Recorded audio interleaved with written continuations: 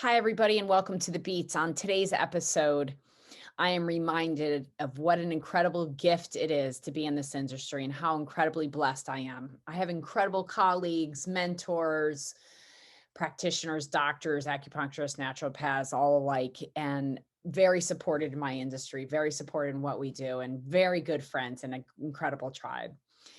And then every so often I get introduced to a new tribe member, and Diane Kazer this last year has been one of my favorite tribe members that we have communicated about and that we have brought our two communities together. And Diane Kazer is a warrior of health. She's working with women. She's all over the world. She's done summits about detoxifying your life, and that's physically, emotionally, and chemical.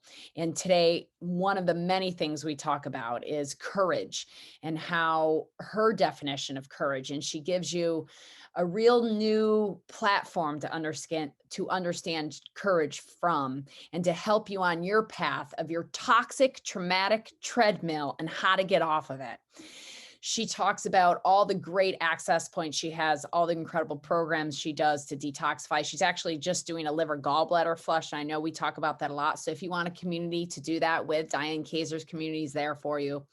Enjoy this segment. It's a little bit longer. Get your pen and paper out. She talks faster than I do, and she is chucking full of information in regards to how you can really keep up with your body and making sure you're doing all the right things to make sure that you're eliminating the toxins, you're handling the foci, and you're doing it with courage to turn that around. She is a former incredible beauty queen and professional athlete that looked like the picture of health. And you'll hear her story today that while she had looked healthy, all of a sudden her body started to crash, and she's going to tell you why. It's an incredible journey, and there's a pinnacle point in this story. And comment when you know what it is, where we talk about it. I want to know if you guys are getting it. That's what I would really request when you listen to this today. If this does resonate with you, comment on what was the pinnacle point, what changed her health all those years ago to go in the wrong direction really fast, and then what woke her up to make her turn around and go in the other direction. Welcome to The Beats with Kelly Kennedy, and enjoy today's show with Diane Kazer, the warrior herself.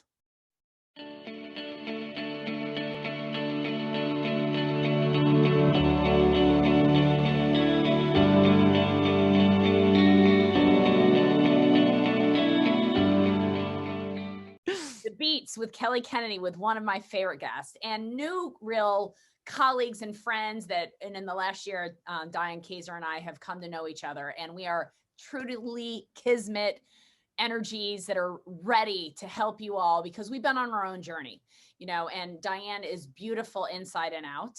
She was formerly a professional soccer player, and I understand you are also a competitor in the beauty world. Yeah, And bikini. bikinis. So she's gorgeous. For those that aren't seeing her, she is gorgeous inside and out. And what she's come to terms with is her implants were making her sick. She did a huge research into all this, found what doesn't work, what does work. And much like myself, she's bringing to her community and now bringing to our community, thankfully, Diane, for joining us today, what she's done, what works. She has a ton of different programs out there to help you detoxify. She's written a book, a couple books, but the most recent book, the title of your book is, show the title again so it's a little in the center there, Killer Breasts. Look at her. Why do we love each other? She's got bombs as breasts. I love it. Overcoming breast. Bombs. Yes, and they are. And this is becoming more and more relevant to chronic illness cases. And I just appreciate Diane so much because we have like-minded colleagues, like-minded people that we refer to, and we both love the lymphatics and the emotional. So there's so much that we align about. And Diane has a wealth of, if you go to her website, read her bio, she has been on so many different other podcasts and Twitters, and she's been on television shows. And what she has is really known as Chi. And y'all know how I love Chi, CHI, and it stands for Cleanse, Heal, Ignite. She's very brilliant. She has a lot of quick, easy ways for you to remember different things. And we're going to talk about a couple of them, but she gives you these really dynamic ways to make things very, applicable to our lives and easy to remember because it's a Mm-hmm. lot. And I think both of us would share with you the journey to regain your health is not a slight one. It takes commitment and it takes a warrior. And she is the wellness warrior. And that's what her whole program is called. And my name, actually, we talked about this the first time, translates in Gaelic to warrior. And I Mm-hmm. think that we were born to be together and back again. Here we are. And welcome to the Beats, Diane. I'm so pleased to have you here and to tell everybody about what you do, the work you do. And so thank you for joining us. Thanks, Kelly. And thanks for the authentic intro too, because I've had my bio read so many times where I even start to tune out.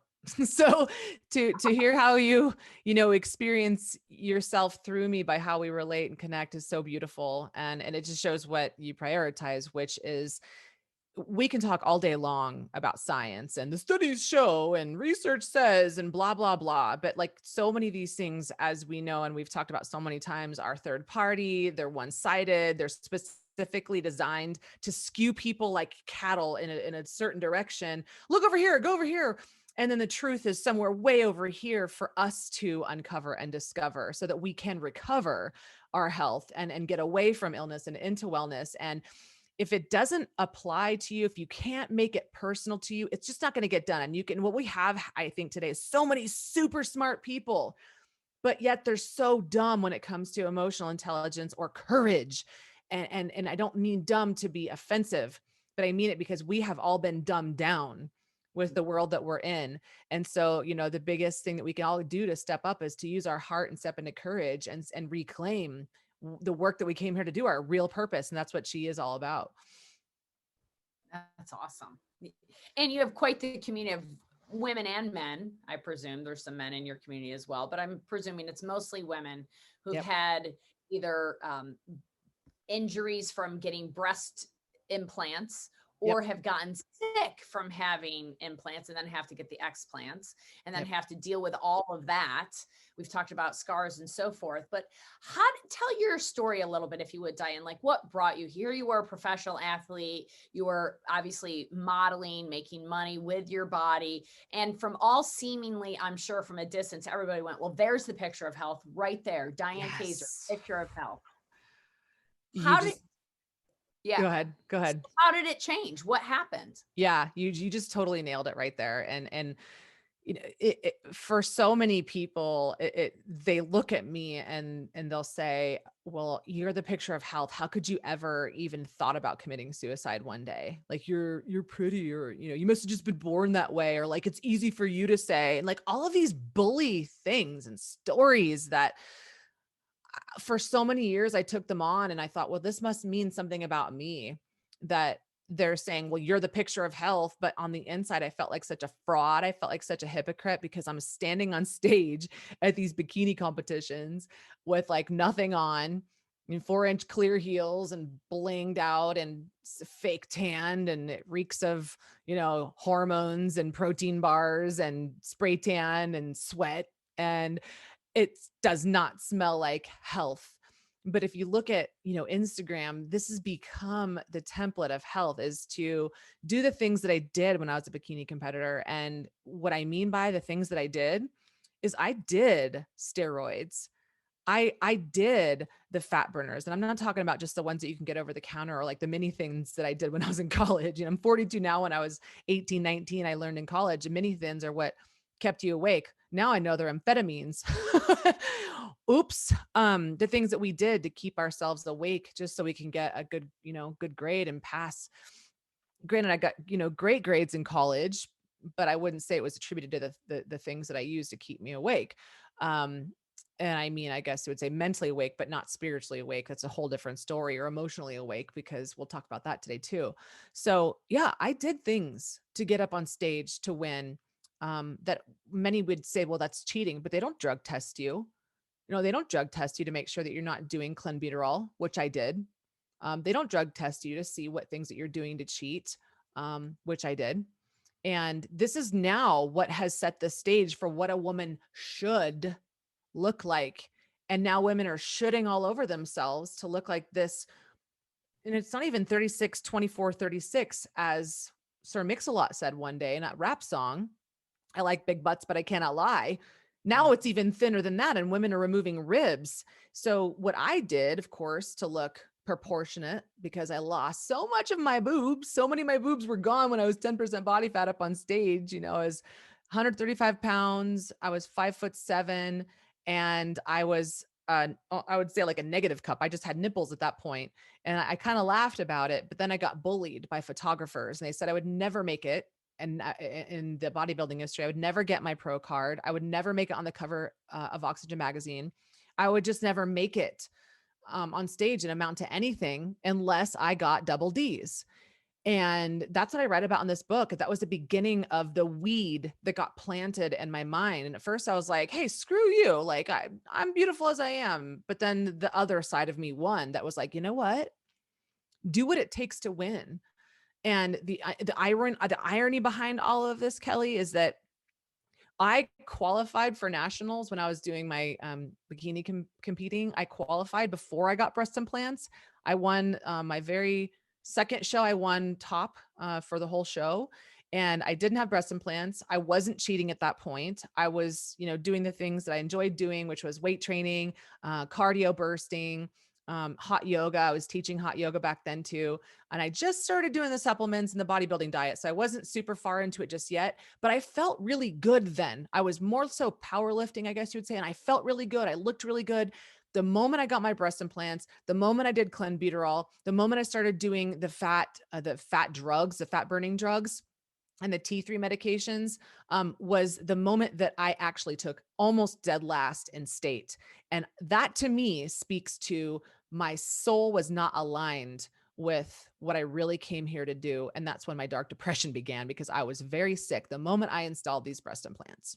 You went against your authenticity, right? You went against your knowing. And your story is beautiful, and thank you for being so vulnerable to our audience in your book and so forth, to your community as well, because these are things, Diane, that people just necessarily are not talking about what caused them to make that shift. And we've all had that moment in time where we decide to go against our grain, whatever that is. And now there's so much peer pressure we could talk about in today's society with what we're dealing with COVID for various reasons. There's all this peer pressure. There's peer pressure for all sorts of stuff, and rather than just being your authentic self and who you are, and to be pressured into being a certain way or not being a certain way, there's almost now more pressure to not be in the box than there was to be in the box. It's like we've swung the pendulum so hard that we just want to make sure that we're authentic, but we've lost what that really means. And what that means is what you're saying. When I knew that I was good and I was even winning, but what creeped in wasn't your shit. It was everybody else's shit. And then your ego, I will say, our ego as humans, but I want to be the best, but I want to be the brightest, but I want to be on the top stage. I want to win, so that I'm going to let all that stuff infiltrate me so that I can win, versus perhaps she would have won it all. And perhaps, and maybe that's why she's here now sharing what she's sharing, right? To teach us that you can actually follow your authenticity, and you can win, and you can still be the most beautiful person without the steroids, and have the perfect bikini body without the steroids, and be healthy too. It's just perhaps we need to change our vision of what that maybe looks like. Yep. And then we started talking about glasses today. Very funny, because we're talking about changing our vision. Yes. And you're changing people's vision about beauty, because I think many people like come into our center like, yeah, but is it okay if I still get Botox? Well, it is, but it's the wrong premise. We're coming from what premise? Can you come in here if you're doing chemo and radiation to support your body? 100%. You absolutely can. And at what stage and why are you doing it? Mm-hmm. Right? Yeah. So go ahead.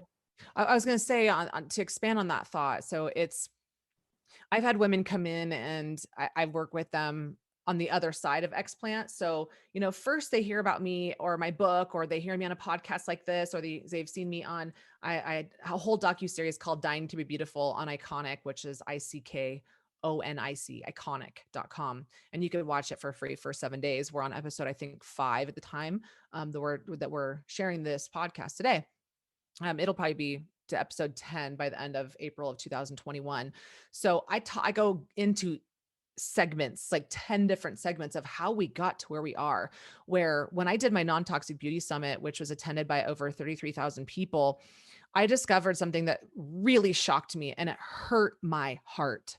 It hurt me to the core of my existence to learn that 96% of women did not think they were beautiful.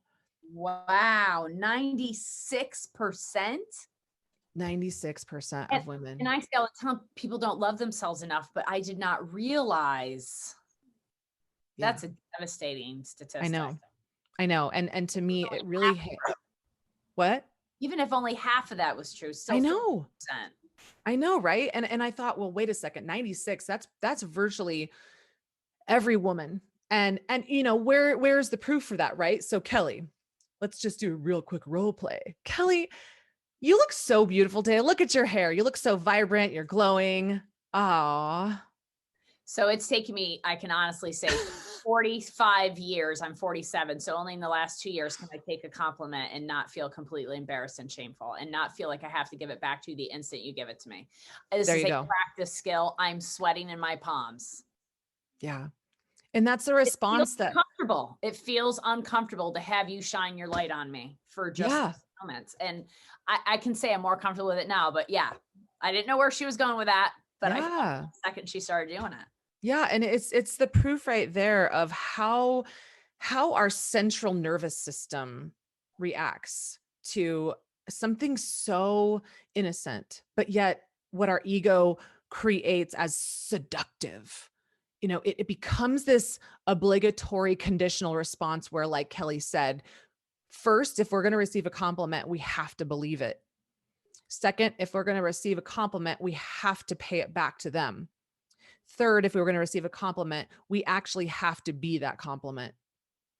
And so if I say to you, Kelly, you look so glowing and beautiful in this moment, you woke up feeling like you had bags under your eyes and you're like super exhausted and you didn't sleep well and you just started your period, or, you know, you've got diarrhea, you know, you're like, are you freaking kidding me? Let me tell you about how I really feel on the inside. I must be really fooling you. And then you feel like you're a liar. So there's all of these things that rise up when someone just simply pays you a compliment, which, by the way, and this is what I train my clients on, is we shift the mind. And when you shift your mind, if you just shift your mind one thought, that could be one miracle, one story, or one belief. Thought change, one small shift can change your whole reality. And that's what Kelly and I are talking about when we put these like glasses on, right? We're shifting the lenses through which we see the world. And if you can see what I'm saying here right now is, Kelly, I gave you that compliment, which is my experience of you. How selfish of you to destroy my experience and of you, to tell me that I'm wrong by not allowing me just to have my experience of you, by telling me that I should think otherwise. No, Diane, you're wrong. I don't look beautiful. No, I don't look radiant and glowing. Oh, okay. Well, I guess you trained me how to talk to you next time. I won't give you a compliment. And then what ends up happening to us is then we feel alone and isolated, that no one thinks we're beautiful. Well, who's going to keep giving you love when you keep blocking it? This is so good. It's so true. It constantly happens, Diana. And like right when we saw each other, instantly I was like, oh my God, there she is. She's beautiful. She's gorgeous. And it's her energy that I feel. And I don't remember, honestly, if you said anything back to me other than, hi, it's good to see you. And it was nice. It was a beautiful, authentic exchange. But you're right, because we're skilled at it. I say this to clients all the time. Oh, you look good today. You look brighter today. And they instantly try to take it away some way, somehow. And I've seen it for years. And that's why I'm so conscious of it, that I make an example out of it as well. But you're right. And I want every woman to listen to this and share this with your friends, because they do it as well. And let's, as a community, stop each other from doing this. And let's say, hey, could you just hold for a minute and really see how I see you? Yeah. Yes. And just hold the space for yourself and love yourself in the way that I love you. Because I don't know all of her stuff that she deals with, emotional demons and everything else. What I do know about this woman is that she shows up every single day the emails that I get from her for her community, to make sure that that community is on it, that they are looking at every corner, that they're looking at their beauty products, that they're looking at their food, that they're looking at their sunshine, that they're looking at their supplements, they're looking at the quality of their supplements, they're looking for what is getting them on fire, they're looking for their joy. And Diane is constantly there directing them to make sure they don't get off track and off site. But who does that for Diane? And I can guarantee you she's done a lot of work on herself for that. How do you battle that for yourself? Ooh, I'm curious. good one. Battle. Good one. I don't want to say battle. I don't want to say Yeah. battle. It How was do you before. Yeah, Yeah. no, it was a battle. I mean, it was a freaking battlefield. I'm not kidding. And I was not, I'm not minimizing what I said earlier when I was faced with wanting to kill myself. I wanted to die because as a young girl, I think so much of this BS Disney programming, it's not that I don't like watching Disney movies because I used to love going to Disneyland, but the Disney programming is that a young girl is a princess and she finds her prince and she's nothing until she marries him. And then she gets this prince and then she's queen of the kingdom. But until then, she's nothing. And you look at every one of these Cinderella stories, that's what every young girl wants, is to meet her prince. And so for me, I had a wonderful dad, very traditional, and was always very emotionally present with me and was very balanced, on the feminine and the masculine. So when I went out into the real world and I started dating men at the age of 13, I was like, oh, wow. Oh, okay. And that was when men were also programmed too, because we've all been so deeply entrenched in this bully world where we have to look a certain way, perform a certain way. And if we don't, then we should in some whatever way we need to contort or to conform or to constrict in order to be what we're told that we need to be. But where did authenticity go? So for me, years and years and years of dating men, that for me, I had a story, a broken belief that I discovered through a lot of this digging, that unless a man was looking at me, I didn't exist. Unless a man was there to actually give me a compliment that you look beautiful or good job, that, I, I wasn't doing a good job. So there was a part of me that was missing where I wasn't able to self-parent because I didn't know how. I didn't know how to say, good job, Diane. I needed it from the outside world. And I grew a codependence that was, unless someone else was telling me good job, that it wasn't worth even doing the job. So codependence is something that we have all also in some way, shape, or form been programmed into. So for the last 5 years, I've been researching deeply the ego, Carl Jung stuff primarily, and then Freud, and understanding like the psyches and all of the different egos. And yes, we're all quadrupolar. We have so many different personality types inside of our head, primarily mother and father, right? We get our ego parts from mother or father. Then you add siblings, and you add grandparents, and you add teachers, then you add gurus, professors, friends, partners. And I have a whole 10P image that I've created, and they're all prison bars. And by that, I mean that we've been programmed by politics and preachers and parents and all these different icons in our lives that have told us, here's how you should. Anytime you hear the word should, I back off. I don't use the word should anymore in my language. So we start twisting our language and pulling out words, they're not as shameful anymore. And there's a lot more freedom for us to be who we want, who we came here to actually be, and the work that we came here to deliver, to help people. But we first have to start with I hate this phrase right now, but the metaphorical term is to put your mask on first before you put it on anyone else, right? Yeah, I can't say as I'm a fan of that saying either anymore. And my husband brought up the other day, I was talking about podcasts and we were talking about social media. And I said something like, I just want one of my things to go viral. And he goes, could you come up with a better name than viral? I was like, you know what? You're right, babe. We're going to start calling it groundbreaking, life altering, that podcast that changed something, that went and made a wave in the masses. No, it's a big wave. It's a tidal wave. It's no longer the V word. We're not using Is that just yesterday? That was just yesterday. Yeah. So, what you just said, we could unpack that for 5 hours. In all honesty, that was beautiful. And I think it's so important for people to realize, like, you obviously had physical symptoms you started dealing with, right? Like, you were winning, you had the explants or Yep. the implants rather, but you started seeing physical symptoms. This is what led you to feel so bad to want to kill yourself. Am I correct? Yeah, there, as I say always, and I mean always, I use my words very intentionally. Very deliberate with her words. Yes, Very. And this is, so I this love is her. not like the ego being dramatic. Like I used to be passive aggressive. I was the queen of it. And I used to use victim consciousness and drama to drive attention to me. I got my ass handed to me. I had to learn that, throwing a fit and a tantrum was getting me the wrong attention. So, and the reason why is that my intentions were off. So the attention that I got from my intentions were perfectly correlate. So then, if you're a victim of it, you're never going to get out of it. But I wanted to learn why, if you don't ask the question why, then you can't fly. You're never going to be able to fly, which is what stands for in my world, first love yourself. You can't fly until you know your why. So like, why am I acting this way? And you're doing so with curiosity, the Without courage. judgment, without judgment. Curiosity Yes. without judgment is the key. Yes.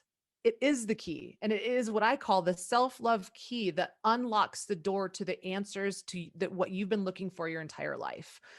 If you are asking with criticism and you're that critical parent, and everybody knows like there's the critical parent and there's a compassionate parent.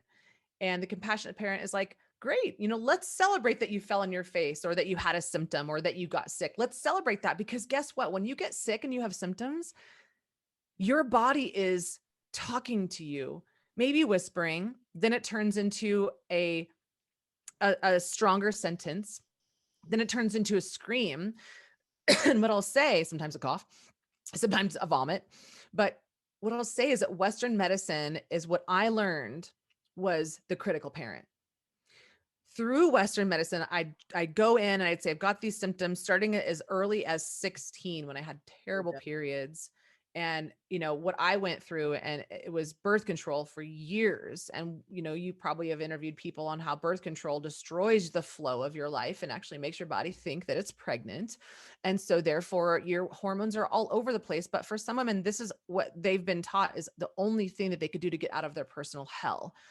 And no one can dream into a dream if they're living a personal hell. So we've got to get out of the hell first, which is why I say it's hard to get out of our mental and emotional prisons until we've actually cleared the physical and chemical traumas and stressors. So what I went through personally was years of, I had Hashimoto's, didn't get diagnosed before even I had breast implants. And then when I became a functional diagnostic nutrition practitioner, started running functional medicine labs, I self-diagnosed myself with Hashimoto's. I was like, look at all these antibodies to my thyroid.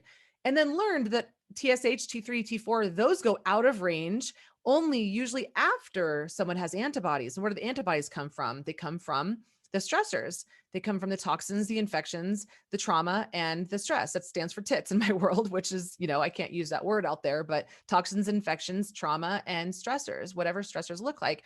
So I already had thyroid disease. I already had hormone imbalances. I already had viral infections, overgrowth from vaccines in the past. I already had genetics that did not help me code for detoxing properly. And then I did the best thing I could have done, which is to do Accutane twice. Oh, geez. Worst Okay. medication that is out there. It's a chemo medication that has been used, and that's how they discovered it. Like they do with many drugs, they just shift the use of them. Pancreatic cancer drug, chemo. And they found that it cleared up people's cystic acne. So I used it twice in college. Basically destroys a lot of your brain, sometimes permanently. So I'm working around that. It really hurts your liver. It can hurt your liver as well, correct? Yeah, big time. And your skin turns dry. Talk about lymphatic stagnation. So I went into getting breast implants with already a lot of those things that were underneath my belt and in my cells that Western medicine doesn't address as the problem, because they don't go to the roots. They look at the surface and then they work at the reason I call my program also Chi is it's called the Chi of life, which you are a big, beautiful tree and you have these beautiful roots, and these roots connect down to the soil of your soul, which is, to me, if you don't have strong roots, it's hard to reach your branches high up to the sky to connect to God and your real true purpose and to feel like you are limitless. And so doctors work at Western medicine, doctors, I will say, they work at the branch level, they work at the tree level, and they glue leaves back on, or they like just trim the leaves, but they're only addressing the symptoms, but not the root cause. So once I started learning the root cause was inside of my body, I started pulling all of them out. So breast implants were one of them. I got them, when I was 31 years old. And then I had immediate symptoms. I had skin rashes everywhere. I had small intestine bacterial overgrowth. My belly was bloated. I was on stage for bikini competition when I thought I was going to do really well, and I got almost dead last. And I was feeling dead on stage with a big bloated belly. I started having a receding hairline on my forehead. I started getting a lot more acne. That was when my autoimmune disease got even worse, and my thyroid numbers went worse. My inflammatory levels were super high. I became quickly inflamed. So it was like, that's why I call these are ticking time bombs, because slowly but surely, but for some women, immediately, their body has an inflammatory, an autoimmune, usually rooted in autoimmune response. And I call these things the arsonists. They're in there starting the fires. And what we do, and what, you talk about, is how to move the lymph so that the fire and the flames move out of the body. But then many people aren't addressing why the lymphatics might be stagnant. And that might be because the arsonists are still in there. They're going to keep dropping bombs as long as they're still living in the body. And that also stands for oral infections too. And I had mercury fillings in every single one of my teeth. So I can keep going on. But these are all the things that I work to pull out of my body. Obviously everybody needs to read your book. We need to make your book available on our website right away. And we're going to need to have Diane back on, because you can see that she's such an exemplary of what this industry can do, and knowing how your body really works and understanding what the blockades are. But here's this woman that was the picture of health for all accounts and purposes in our society, and had great parents and great support. But as she mentions, those are not the only places we get influenced. Society influences us. And as much a great parenting as we can do, our kids are at school, they're watching television, they're reading books, they're hearing the undertone that is the constant programming, as she says, which is so true. We are all programmed. And if you don't think you're programmed, come and talk to Diane and I, and we will guarantee we will find your programming and get to the bottom of it. Because I've done the same thing. And when you root down to why you think something, why you're because this, again, so her story, great parenting, society was influencing her. She was doing everything she possibly could to what she learned was healthy, working out, being the best, great soccer player, great body, but she was still battling a lot of health symptoms, and all of the suppress it, drive it deeper into the body, which is what we both know allopathic suppressive medicine does, because your body's trying to talk to you, not trying to get you to shut it up. It's trying to tell you what's going on, and it will get louder if it needs to the point where it got so loud she wanted to die. And she was getting worse and worse, even though she looked really healthy. And in order to uncover what was going on, she handled the physical body. She really uncovered why society and influences affected her to make decisions that were against what she knew in her heart of hearts to be not right. Yes, that's so Right? true. It is very true. It, like, listening to your story, it exemplifies what so many people, everybody, I hate making generalizations, but let's just say 96% of the women who don't love themselves, or the 96% of the women that get played by these programs, don't understand why we're motivated to do the certain things that we know are against our instinct, we know aren't healthy for us. We put ourselves last. Typically, this was the old version of the woman, not the 2021 version that Diane and I and so many of our other colleagues and friends are bringing to the surface, because we've done the work, and we want to help you do that same work and clean up your life so you can thrive. And she's got so many, what are those called when you put F.L.Y and C.H.I. Acronyms. Acronyms. I love the acronyms. Yeah. She's acronym queen. I am analogy queen. She's acronym queen. It helps me remember things like it's the great. 10 bars, the 10 prison bars, the programming, that comes from your parents. It comes from peers. Yeah. It comes from your parents, peers, physicians, your partners, and like your love partner, your position at work, whatever you do for your work, pop culture, which is the biggest one for most of us in the beauty industry, the press, Politics, preachers could be like your religion. And then the pedagogy, which is our school system, is the whole embodying why we teach what we teach. And that's what I call the 10 bars of our self-inflicted prison. In the hardest prison to escape is our own mind. And no one can get out of a prison that they don't know that they're in and that they don't realize they're tethered to. And I'll tell you right now that unless you understand that programming and the prison bar that you're attached to and that you're motivated by, that ego part, you can think habitually all day long, I'm going to change my habits. I'm going to change my diet. I'm going to change my beauty care routine. I'm going to take my breast implants out. I'm going to not do Botox anymore. I'm going to divorce that person. But you will never get better if that broken belief is still festering inside of you, that you don't yet understand that you get something out of being that way. That you get, there's a response that you've been conditioned to get for being a certain way. And that could be chemical too. Like a lot of us have really low functioning adrenals and thyroid, which they go hand in hand. So they both crash together. They both need to be treated together. So if you're on Synthroid, but not, or also not working on your adrenals at the same time, then your thyroid's going to fail because it's pulling and towing the work of the adrenals. But the reason I say that is because we're so low energy, we're super toxic, we're super sluggish, and you can't just change those because the broken belief is a thing that is driving your cells to be in an acidic environment. And as long as that cell's in an acidic environment, you can't soak in the good stuff. As long as you're attacking yourself is not the definition of an autoimmune attack on self. And if you're attacking yourself mentally with your mind, which is 90% of our thoughts are self-sabotaging and limiting beliefs and on repeat, you're never going to get out of that prison. And that habitual mindset that keeps you in stress is also the thing that's giving you adrenaline. It's giving you energy. So if we just change a broken belief, but we also don't restore and repair your hormones and your cells integrity, then you're going to say, well, I'm tired. We could literally do a show on what you just said in last Yeah. like 45 minutes, because that's the sympathetic overload that everybody, Yes. that self-talk, and that's the mammalian brain that's keeping everybody instinctually surviving, which is great. The problem is that once we get out of what keeps us in safe mode when we're 10 is not the same what keeps us in safe mode when we're 20 and we know better, or 30 when we know better. And when we realize these programming and these belief systems, and I would challenge every single person listening to this to please investigate what your belief systems are and how deep they run. The judgment, the self-judgment, I thought I had passed that long ago. I had eating disorders when I grew up. It wasn't any classic like, oh, she's anorexic, bulimic. She just ate really shitty food. And when she ate a ton of it and then throw it up kind of situation, or didn't eat. Like that was my two ways.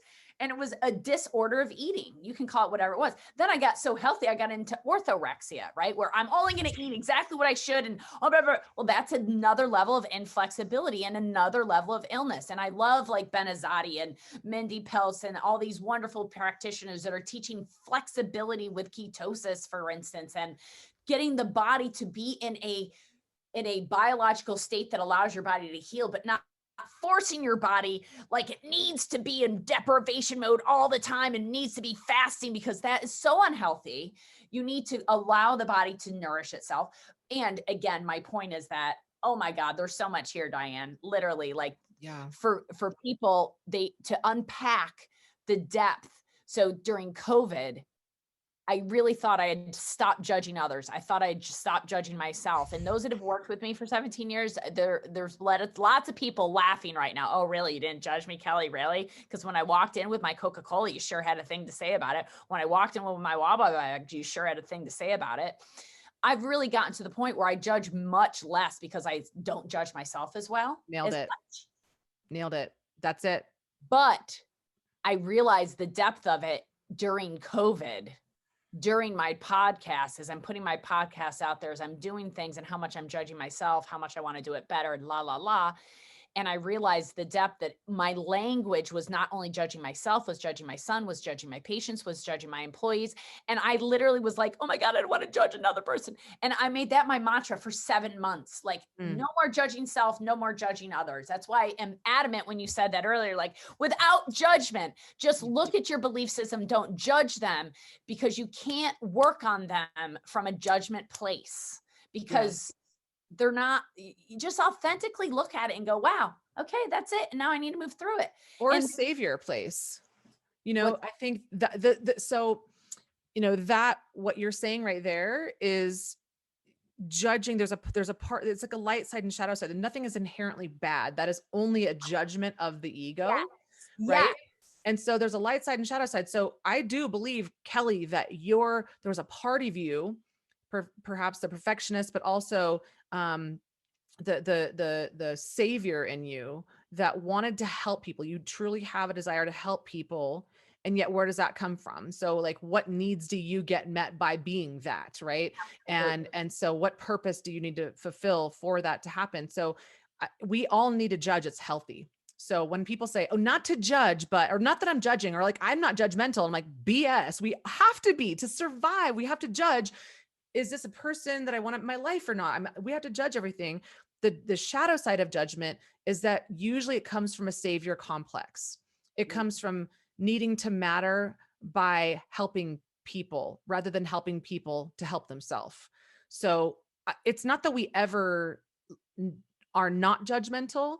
We just free ourselves from the shame about being a judger and how we judge and how we show up when we judge. Because I think I can say, like, a part of me right now, Kelly, is judging you that you this, and this. But what I'm curious about is, what does that say about how I think of me? Because I'm not judging you. I can never judge you. I only can judge my experience of you, which is a reflection of my experience of myself. Amen, sister. Hit rewind. Listen to that again. Listen to her say that 17 more times. That is gold right there. I am never judging anybody else. I'm only judging myself within what that means through my own filters for them. Yes. And that is beautiful. And that is the belief system that we need, that we can all unpack. Not that we're saying you should do anything. What we have found through our journeys is very much alike.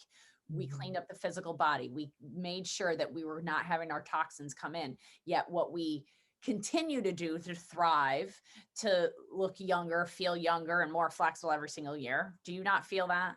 Oh my God. This? Every year it gets better, Kelly. Like, I'm living my own dream life now, but I had to walk through my own fires. Like right now, I'm living my Phoenix life, and I'm living in Phoenix and Sedona, both in Arizona. We have to burn this crap down. We have to burn down these broken beliefs, and we have to be willing to let them all go. The fear of the unknown. We have to walk into the fear of the unknown and be comfortable with not knowing what's around the corner, and just go, you know what? Let go, let God, whatever that looks like for you. Because when I let go and let God, and what I see in all of my clients that let go and let God, is on the other side is the light. It is the other side is the love, is the other side is the liberation. For me, I'm living in Sedona. I met my cowboy, the one I've been in search for since I was 13 years old. I'm in the most abundant relationship with myself. I have these beautiful breasts that I can grab with my hands, and they're not so big that they're flailing into my armpits and blocking my lymphatics. I live in Sedona. I live in this, I'm looking at Thunder Mountain. I love the work that I do in my practice with my clients. I'm free because I don't put pressure on myself to fix other people. I'm helping them heal themselves. What kind of liberation is that? Just to say, I'm not here to fix you. I'm here to love you while you fix whatever parts that you feel are broken. That's awesome. And I'm so happy for you to see yourself and to give yourself that life that we all deserve. You That do. we all deserve abundance and prosperity. And so let me just quickly ask you, and I know we've run a little bit longer today, but it takes a lot of courage, right? And to let go, let God, that means so many things to so many people. Can you unpack courage for a minute? Yes, And what yes, yes, looks like, what that takes? yes. So I always say that we must start with curiosity. If you can open the door to be curious about what's on the other side, then the answers will reveal themselves. But just like a little kid, if we're afraid of something, it's because we feel like we're being judged or we feel unsafe with it. So we must approach everything with curiosity, so that the answers, the root cause issues, the broken beliefs, the fear will show up, right? Then it shows up, and with courage, we can then begin to heal it. So I say, when you have courage, your fog, your fears, your fatigue, and frustration will fall away over time, not overnight. So courage stands for curiosity, optimism, unity, resiliency, authenticity, gratitude, and empathy. And I call this the freedom formula to maximize your passion, power, and purpose. When you have the courage to be curious about why you got sick in the first place and what's in the things that feed your temples, like what's in my food, what's in my personal care products, what is in my mind, and just getting curious about it instead of critical about it. Like, I should have known better. And this is what women do. This is what we all do, is we beat ourselves up that we should have done it differently. Anytime you hear the word should, Stop. just Zip it. stop. Zip it. Wait a second. Why am I shitting all over myself? Okay, here we are. So that's just being curious. Okay, where did that should come from? Where did I learn that rule? And then maybe you realize, oh my God, I'm having a conversation with my mom and I realized I got that rule from her. And then the moment I start to try to shift it and heal it, she's like, no, you should believe this way. There it is. There's the shame. That's why you've been compliant your whole life to that one rule right there, because you would have maybe lost your allegiance and alliance in the family from which you came from. You might lose your mother if you don't believe what she believes. So you just start to just get curious about it, right? Like, where did this come from? Where did I got programmed somewhere. And then unity within all of your parts so that you become whole, holistic.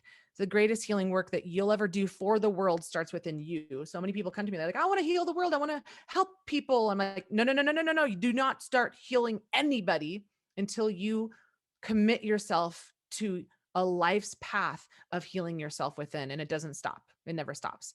And then resiliency to bounce back from your falls. I call them fail forwards and your setbacks. And then asking, oh, okay, what am I here to learn from these fall forwards, these fail forwards? It's not something to lash yourself and whip yourself with. It's something to celebrate. Oh, I learned what doesn't work. Cool.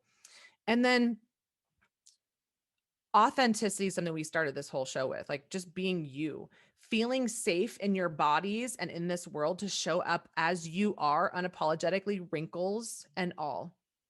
That is the hardest thing for so many people today, to show up imperfect. But imperfect is an unfulfilling prophecy, and it's a toxic, traumatic treadmill that you'll never get off of. And I mean never, and I say that word intentionally, never, until you can celebrate that. Treadmill. She's got a lot of alliteration as well in her experience. Toxic. They're fun. I'm enjoying being celebrated by you by the things that I find the most fun. Toxic. Say that one more time. Toxic. The toxic and traumatic treadmill. Traumatic treadmill. And you're never going to get off of it. Those are the two top things that are contaminating all of our bodies, is toxins and trauma. And then having gratitude for everything. And I mean everything, but especially the lessons that we've learned from the toxic and traumatic choices that we've made when we did not know better. So women beat themselves up. They beat themselves up and wonder, oh, it's just my hormones. I'm just getting older. It's just my genes. It's just something else. No, it's you, sister. And it's not you because you're wrong, you're bad. You've just like a computer, someone has installed the wrong software on you. And now all we have to do is a disk defrag and get it the hell out of your body and out of your mind, right? Then you can start to heal. So it's gratitude for everything. Everything. I love it. Keep going. I have so many things to say, but keep going. Yeah. If you can shift one thought, and I talked about this earlier, if you can shift one thought, that everything that comes to you is for your awakening. Mm-hmm. Nothing is an accident. It's all chosen by source to move through and express from you. So what if mistakes are never you doing anything wrong, but rather simply painful lessons for us to learn from? So pain is your greatest teacher. It's here to wake you up, not to bring you to the doctor to put you more asleep with the numbing devices that they prescribe. Although I'm not saying don't ever take medication. I'm just saying that they've been taught to numb, not how to invite and be curious about. And then the last one is empathy, and empathy for yourself and all of the parts that feel shame or guilt or fear for not being enough, and just holding space for them, holding your breasts, holding your legs, your thighs, the things that you have shamed for not being what society or pop culture tells you to be, and holding space until they believe that they're beautiful, that they're okay to be as they are. and then using that to empower everybody around you, because it doesn't take a perfect body or a beautiful flowy dress or, perfect makeup or permanent lines or, frown wrinkles numbed out. It doesn't take that. That's not what it takes. People can feel you. They can look at you and judge you, but they can feel you and be inspired by your presence. Just think about the people who inspire you in your life, and what is it about them that is so infectious? Another word we got to maybe change, right, Kelly? Yeah. It's so overwhelmingly amazing that we just want more of it. We'll come up with something else, but yeah. Yeah. Abundant, right? It's just, Abundant. it's natural beauty. Do we look at a tree or a flower and say, oh God, you have a petal missing and it's like not perfect? We look at the petal and we go, wow, that flower shows up and she opens up every day and she shares her nectar and her beautiful abundance, and she shares her pollen with the world. No matter what the flower next to it says, it just shows up and it's in perfectly perfect status. Can we be inspired by nature instead of destroying it? Can we be? And the only way this world can turn itself around and regenerate the soil is when we regenerate our own. So the home that we live in, our temple, is how we can save the world around us, because this earth is our home. And the reason this earth is so sick is because we are. Like, mic drop. Thank you. Those words are profound, inspiring, and I pray that this creates an abundance of resource out there for people, that they continue to listen to this over and over and share it, because your words are beyond wise, and your journey is beyond beautiful. And the fact that what you said is so true. We can never be done, and I don't want to be done, because No, it gets better every freaking year, you guys. it No does. joke. Like, and I care less about what I look like each year. I care less about all of it. I am just having so much fun in my life, expressing my life, expressing everything. Every wrinkle that shows up, I glorify. I'm praying that I'm in perimenopause right now. The last 6 months, my period's been a little wacky. And my husband are like celebrating the fact that I might be actually in perimenopause. And really the only symptom is I'm not getting my cycle on track. Like, that's the symptom. We know when we take a lot of pregnancy tests that there might be something going on, because we're stressed, because we don't do anything to prevent it.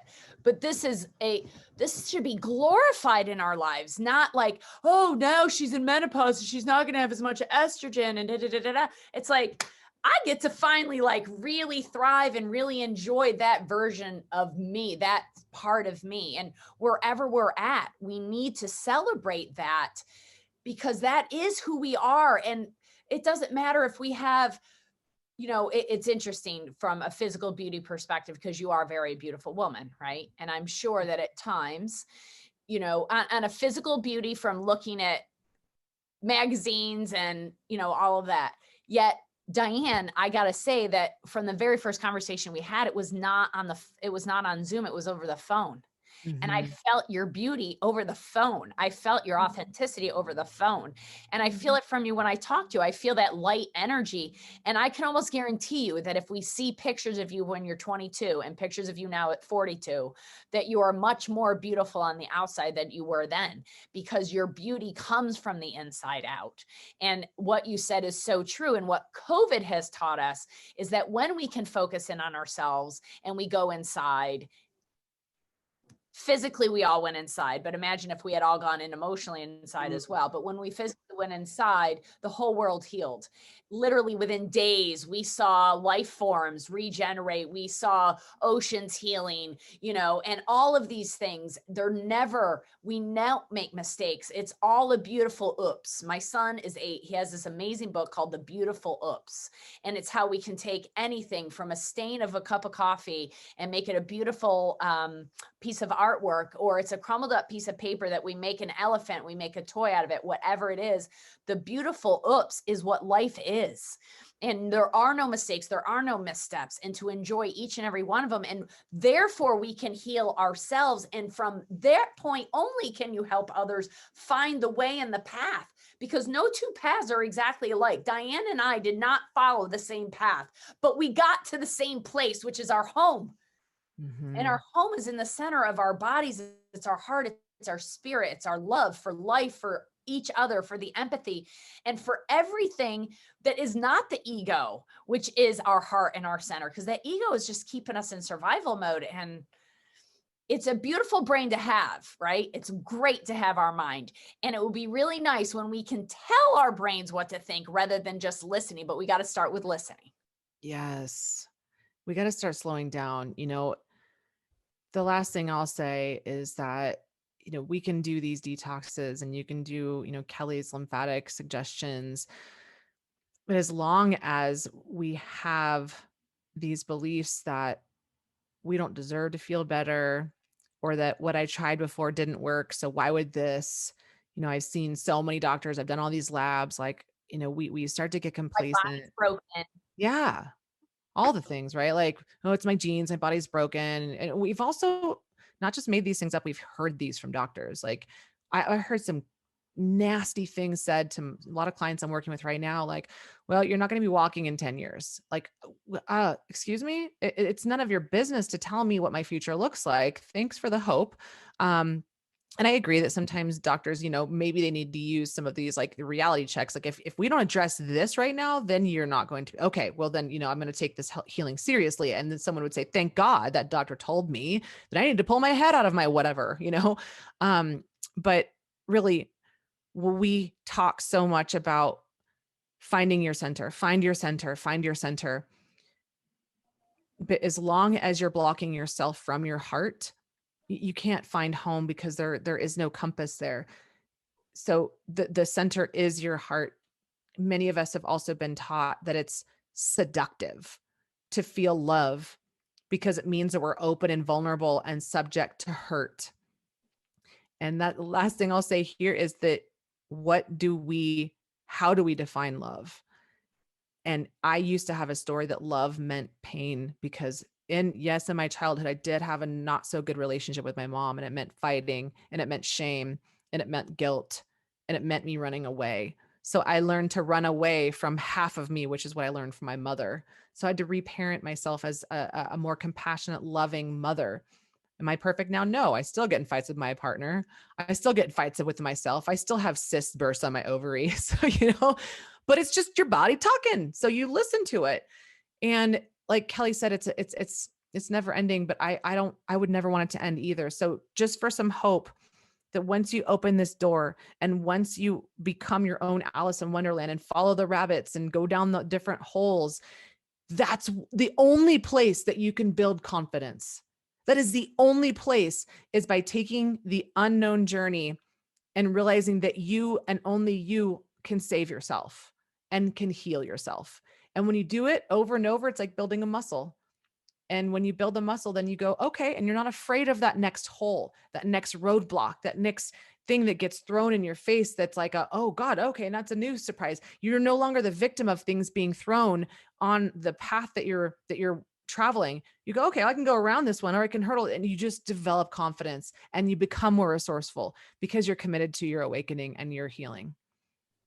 And that's why she is the warrior that she is, the courageous warrior that she is, to help everybody find their own inner warrior and reconnect with that. And we're so thankful, truly. The Beats with Kelly Kennedy is all about finding that inner healing, that inner wisdom that we all have. And you, I think, have exemplified that so well today, Diane. And I appreciate your time, your energy, your passion, your devotion. It's not just love. You are truly devoted to this mission to help others find the glory that we have both found, and are so excited to share you with my community. I pray that they share you with their community and we get more people understanding their inner warrior. So there's lots of ways to find Diane, more than one, which is awesome. Diane, do you want to give the easiest way for them to find you? Yeah, you can go to my website, and which is Diane Kazer, and it's spelled funky. So it's DIANEKAZ like zebra ER.com.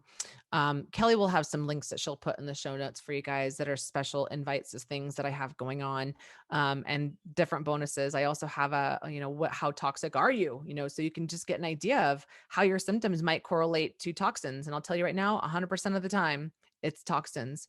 So go take that quiz. It's a great way to understand, what level of toxic load you might be carrying and what to do about it. So, but Kelly has some very special links for you guys. And I am on social media, but I just don't feel so compelled to hustle to post every single day anymore.